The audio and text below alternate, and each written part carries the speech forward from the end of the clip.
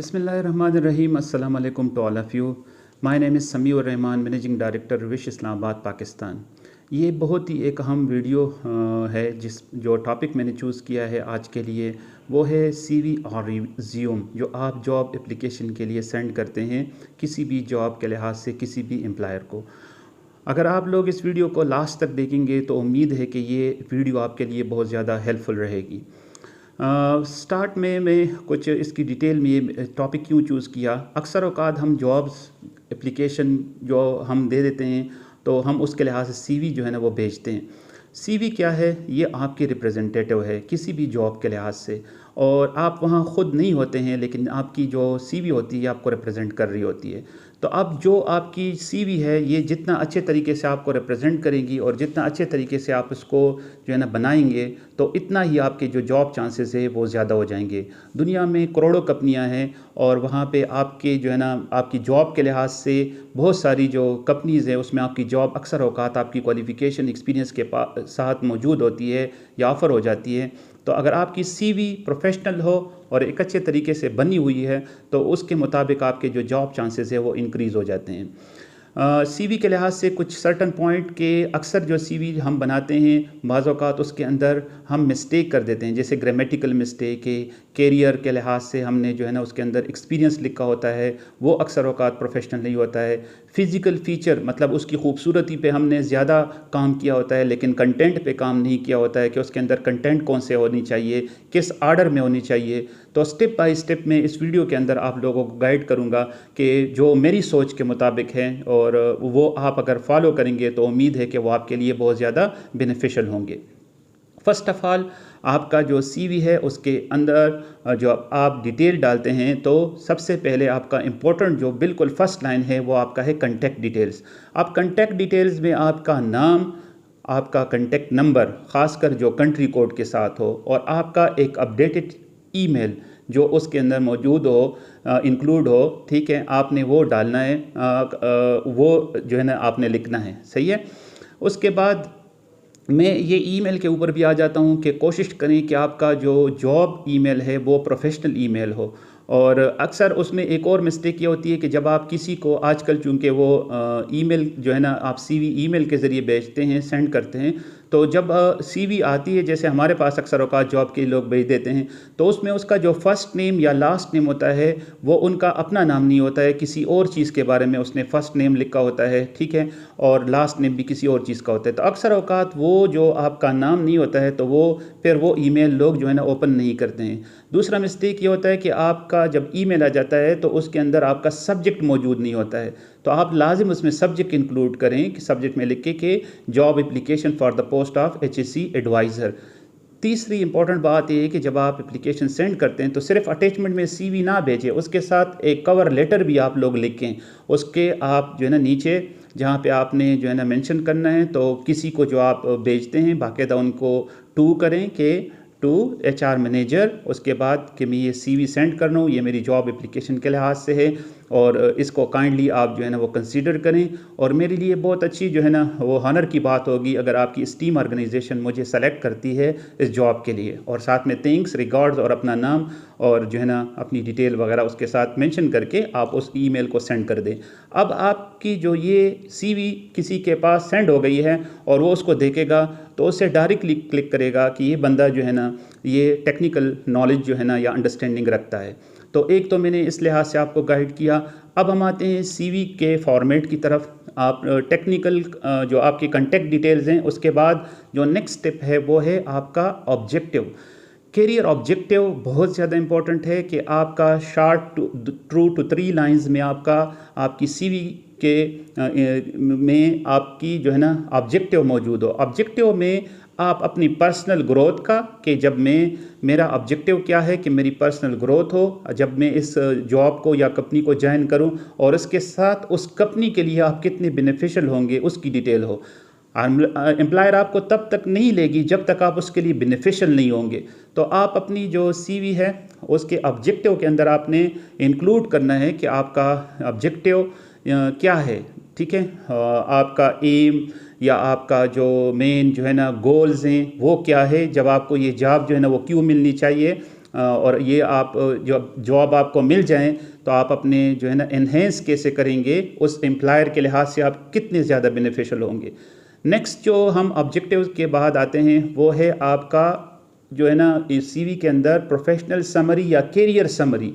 अक्सर सीवी में समरी मौजूद नहीं होती है। समरी क्या है, अगर आपकी ख़ासकर जो एक्सपीरियंस पीपल है 3 से 5 साल 10 साल की एक्सपीरियंस हो और किसी एम्प्लॉयर को आपको जब आप भेजते हैं और फिर आप वो एक्सपीरियंस उसमें स्टेप बाय स्टेप जो है ना इंक्लूड करते हैं, तो वो ज़रूरी नहीं है कि वो तमाम से गो थ्रू करें। तो एक शॉर्ट समरी, ब्रीफ समरी आपने बनानी है 4 से 5 लाइन्स की। उसके अंदर आपने इंक्लूड करना है कि आपके क्वालिफ़िकेशन और आपकी जो प्रीवियस एक्सपीरियंसेस हैं वो कितने साल की है और किस लेवल की है और किस जो है ना फील्ड में है, या उसमें आपका जो है ना स्किल्स क्या हैं। तो ये एक समरी, आप उसके लिहाज से गूगल में जाके जो है ना सीवी समरी लिखें तो आपको उसकी डिटेल आ जाएगी कि सीवी में समरी जो है ना हम कैसे जो है ना वो बनाते हैं और इंक्लूड जो है ना वो कैसे कर सकते हैं। तो समरी बहुत ज़्यादा इम्पोर्टेंट है। उससे मतलब अगर एम्प्लॉयर को तमाम आपकी वो सीवी को गो थ्रू नहीं करता है पेज बाय पेज, तो उस समरी से वो उनको हाईलाइट हो जाता है कि आपके उनके रिक्वायरमेंट को पूरी करते हैं या नहीं करते हैं जो जॉब रिक्वायरमेंट है। एक और इम्पॉर्टेंट बात कि जब आप सीवी किसी को सेंड करते हैं तो वो टेलर्ड मेड भी आप कर सकते हैं। मतलब ये नहीं है कि आपने एक ही सीवी बनाई हुई है और वही सीवी आपके साथ मौजूद है कंप्यूटर में या मोबाइल में और उसी क्या बार बार फॉरवर्ड कर रहे हैं। कोशिश करें कि जो जॉब आई हुई है उसकी जॉब रिक्वायरमेंट उसकी देख लें। बाज़ औक़ात वो जो जॉब रिक्वायरमेंट है हो सकता है उसी फील्ड की हो। मसलन आप HSE एडवाइज़र ले लें, अब वो हो सकता है वो एडवाइज़र की HSE एडवाइज़र की पोस्ट हो, लेकिन हो सकता है उसकी जो रिक्वायरमेंट है वो ऑयल एंड गैस के लिहाज से अलग हो सकती है, कंस्ट्रक्शन के लिहाज से अलग हो सकती है, मैन्युफैक्चरिंग के लिहाज से अलग हो सकती है। तो आपके जो है ना जो रिक्वायरमेंट है उसके मुताबिक आप लोग जो है ना अपनी CV को अपडेट करें और फिर उस CV को सेंड करें, तो उससे आपको जो है ना प्रायोरिटी में हो सकता है ज़्यादा चांसेस हो। नेक्स्ट, जब आपने कॉन्टैक्ट डिटेल्स, ऑब्जेक्टिव और करियर समरी आपने इंक्लूड की, अब उसके अंदर आप लोगों ने कॉम्पिटेंसी को इंक्लूड करना है। कॉम्पिटेंसीज़ क्यों बहुत ज़्यादा इंपॉर्टेंट है, कॉम्पिटेंसीज़ किसको बोलते हैं, इसी को हम जो है ना डिस्कस करेंगे। ज़्यादातर जो आपकी 2 किस्म के कॉम्पिटेंसीज़ हैं वो आपकी CV के अंदर होनी चाहिए। एक आपकी टेक्निकल स्किल्स के जो कॉम्पिटेंसीज़ है, वो टेक्निकल स्किल्स की डिटेल आप अपनी कॉम्पिटेंसी में डाल सकते हैं, जैसे इंक्लूड कर सकते हैं जैसे कि आपका क्वालिफ़िकेशंस हैं सही है, उसके लिहाज से कुछ छोटे जो है ना आपकी सर्टिफिकेशंस है, वो इसमें जो आपने स्किल्स सीखी हुई है जिसमें आप प्रोफेशन से बहुत ज़्यादा एक्टिव है या आपकी बहुत ज़्यादा उसके अंदर जो है ना कॉम्पिटेंस है, तो वो आप इंक्लूड करें उस स्किल्स को। उसके अलावा आप इंटरपर्सनल स्किल्स आपने इंक्लूड करने हैं। इंटरपर्सनल स्किल्स क्या होते हैं? इंटरपर्सनल स्किल्स में आप अपना जो है ना जो आपकी पर्सनल एट्रीब्यूट है, जैसे आपका एटीट्यूड है, मोटिवेशन है, सही है, लीडरशिप है, वो इंक्लूड कर सकते हैं, टीम वर्क है वो इंक्लूड कर सकते हैं, टाइम मैनेजमेंट है वो इंक्लूड कर सकते हैं, आपका बिहेवियर है विद कोवर्कर्स के आप उसके साथ किस लिहाज से जो है ना वो उसके साथ उस जगह पे डील करेंगे, वो आप इंक्लूड कर सकते हैं कि आप एक अच्छे टीम प्लेयर हैं। इसी के लिहाज से आप जो है ना उसके जो इंटरपर्सनल स्किल्स में आपका कम्युनिकेशन है, आपका लर्निंग है कि आप कितने अच्छे जो है ना वो लर्नर है, कितने ज़्यादा अच्छे तरीके से आपका फोकस पॉइंट है कि कितने अच्छे फोकस पॉइंट के साथ आप जो है ना वो काम करते हैं। तो इस तरह के 10 से लेकर आगे 10, 12, 13, 14 आपके जो इंटरपर्सनल स्किल्स हैं, मैंने कुछ यहाँ पे आप लोगों को जो है ना इसमें बताए हैं, लेकिन अगर आप अपने इंटरपर्सनल स्किल्स को गूगल में सर्च करें और वो एबिलिटीज़ आपके अंदर जो है ना मौजूद हो और आप अपनी CV में उसको डाल लें, तो आपकी CV एक बहुत अच्छी वैल्यू के मुताबिक हो जाती है।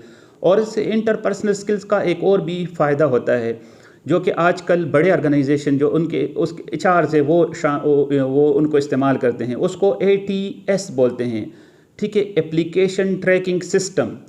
तो ये एक कंप्यूटराइज ट्रैकिंग सिस्टम होता है। ATS क्या है कि आपका जो स्किल्स हैं सही है या कॉम्पिटेंसीज़ हैं या पर्सनल जो है ना एट्रीब्यूट्स हैं, जब वो उन वर्ड्स को कैच कर लेता है आपकी CV जो मौजूद होती है उनके सिस्टम में या ऑनलाइन, तो वो उस जॉब एप्लीकेशन के लिहाज से आपकी CV को रिव्यू कर लेते हैं। तो जो ये वाले कॉम्पिटेंसीज़ और जो मैंने आपको पर्सनल एट्रीब्यूट्स का बताया है, आपकी पर्सनल जो है ना स्किल्स का, ये बहुत ज़्यादा इम्पोर्टेंट है कि आपके सीवी के जो है ना इनसाइड ये मौजूद हो।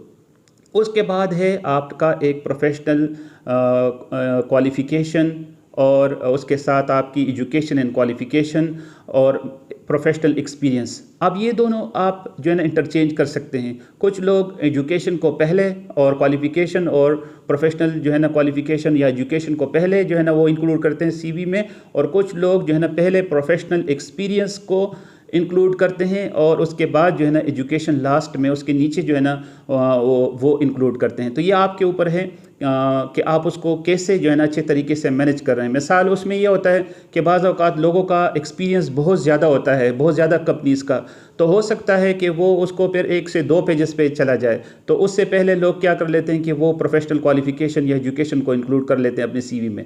लेकिन अगर फ्रेश बंदा है, हो सकता है उनके पास इतनी ज़्यादा एक्सपीरियंस ना हो, तो वो फिर क्या कर सकता है कि वो भी अपनी एक्सपीरियंस को पहले लिख सकता है जो उनकी जॉब के लिहाज से हैं, और उसके बाद वो क्वालिफ़िकेशन की डिटेल या एजुकेशन की डिटेल लिख सकता है। अब एक्सपीरियंस में क्या होना चाहिए, जब आप एक्सपीरियंस लिखते हैं तो उसके लिहाज से आपकी जो ऑर्गेनाइजेशन है उनकी डिटेल, आपका जो टेन्योर है कि आपने उसको कंपनी को कब ज्वाइन किया और कब आपने वो कंपनी को जो है ना लेफ़्ट किया, छोड़ दिया। उसके बाद आपकी जॉब डिस्क्रिप्शन कि आपका वहाँ की जो जहाँ पे आप कंपनी में थे, आपका रोल रिस्पॉन्सिबिलिटीज़ वहाँ पे क्या थे, वो आपने उसके अंदर डिटेल जो है ना इंक्लूड करनी है। उसके बाद है आखिर जो सेक्शंस हैं वो आपके जो है ना ऑप्शनल सेक्शन है। उसमें आप जो डिटेल डाल सकते हैं, उसमें आप अपने जो है ना वो अवार्ड्स वगैरह जो आपकी अचीवमेंट है वो डाल सकते हैं, हॉबीज़ डाल सकते हैं, इंटरेस्ट डाल सकते हैं, और रेफरेंसेस उसमें आप इंक्लूड कर सकते हैं अगर आप जो है ना किसी का रेफरेंस देना सकते। लेकिन ये ऑप्शनल है, आपकी मर्ज़ी है वो आप देते हैं या नहीं है। तो ये जो वीडियो थी ये इस लिहाज से थी कि आप लोग अपनी सीवी को अकॉर्डिंगली फॉर्मेट के मुताबिक बनाएं। उसके बावजूद अभी अगर आपको कुछ हेल्प चाहिए तो फिर आप लोग गूगल से सर्च करें प्रोफेशनल सीवी फॉर्मेट अकॉर्डिंगली जो आपकी फ़ील्ड के मुताबिक हो, उससे आप वहाँ से एक अच्छी फॉर्मेट जो है ना वो चूज़ करें जो आपको ख़ुद आपकी रिक्वायर्ड जो फील्ड है, आपकी नॉलेज एक्सपीरियंस है उसके मुताबिक हो, वो उसको फुलफ़िल करती है, तो आप उसको इंक्लूड कर सकते हैं। इसके लिहाज से अगर और कुछ फ़र्दर गाइडेंस चाहिए तो आप मुझे कांटेक्ट कर सकते हैं हमारे कांटेक्ट नंबर पे या व्हाट्सएप के ऊपर या हमारी ईमेल के ऊपर wishpk.com पे हमारी कंप्लीट डिटेल जो है ना वो मौजूद है। मेरे इस पेज के ऊपर भी है, तो आप लोग यहाँ से भी मुझे कांटेक्ट कर सकते हैं। So good luck to all of you. दुआएं हैं आप सबके लिए कि अल्लाह पाक आप सबको जो है ना एक अच्छी कैरियर के लिहाज से एक अच्छी जॉब जो है ना वो आपको प्रोवाइड करें, जिससे आप एक जो है ना बहुत अच्छी अर्निंग करें जो कि आपके लिए और आपकी फैमिली के लिए और सबके लिए बेनिफिशियल हो। Thank you so much for watching this video. अल्लाह हाफिज़।